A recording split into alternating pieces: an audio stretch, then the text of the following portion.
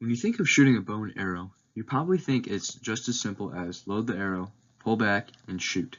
However, shooting a bow and arrow the correct way with high accuracy is much more complex. Last summer, I was a counselor at a summer camp where I taught archery for 4 hours a day for 8 weeks, so everything I will be talking about today is pretty familiar to me. I was able to gather information from reliable archery websites such as archery360.com, shootingtime.com, and archeryworld.com. Today I'll be talking about the entire process that goes into properly shooting a bow and arrow, and that will include the different materials needed, the steps taken to prepare your shot, what common errors to avoid, and eventually this will all come together to help you successfully shoot an arrow with your bow. To start, you will need 3 items: a bow, a few arrows, and a target to shoot at. The very first step before you even pick up the bow is to recognize which of your hands is dominant. An easy way to indicate this is to use the hand that you write with. Once you know this, you will pick up the bow with the other hand, because your dominant hand will be the one that pulls the string back to fire the arrow. So if you're right-handed, you will pick up the bow with your left hand, and if you're left-handed, you will pick up the bow with your right hand. Once you pick up your bow, you will set up like the photo on the right, where your feet are square and your body is perpendicular and lined up to the target. Both images here depict what a right-handed stance would look like. Once you pick up your bow, you want to adjust your hand placement to fit the pre-made grip.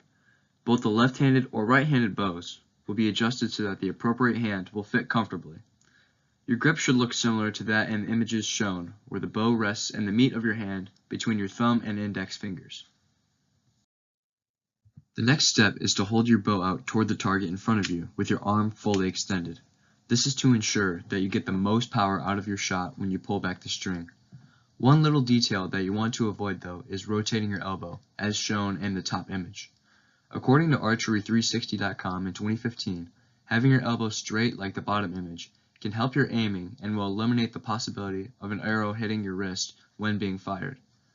While holding the bow, it is important to never, ever dry fire a bow. Dry firing means that you pull back the string of the bow without an arrow loaded and release it. If you fire a bow without an arrow loaded, all of the force goes back into the bow and can splinter or even break the entire bow on the first try. Now I will tell you what to do when you do load the arrow. Once you have your bow in the right position, load the arrow onto the string. As you can see in the picture, there is a part of the bowstring called the nock point, and the arrow will snap onto the string directly under that point. Also notice that the arrow has 3 feathers, 2 red feathers and a yellow feather. It is very important that you nock your arrow where the yellow feather is facing you as the shooter. Do not nock it the other way. Otherwise, when the arrow is fired, the yellow feather will rip off of the arrow because it will drag against the bow when it is released.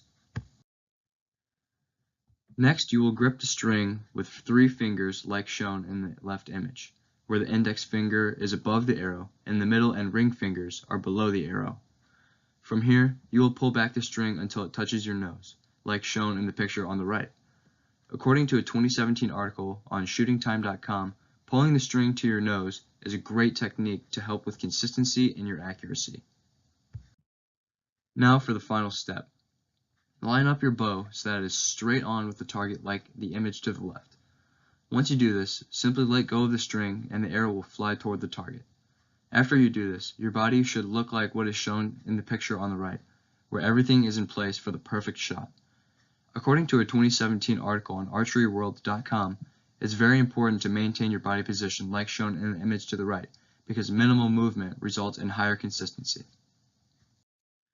To recap what was covered today, you should now know the basic process taken to efficiently shoot a bow and arrow.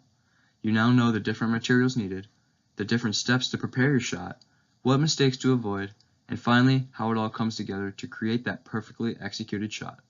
With more practice, it won't be long before you're shooting a bullseye like Robin Hood.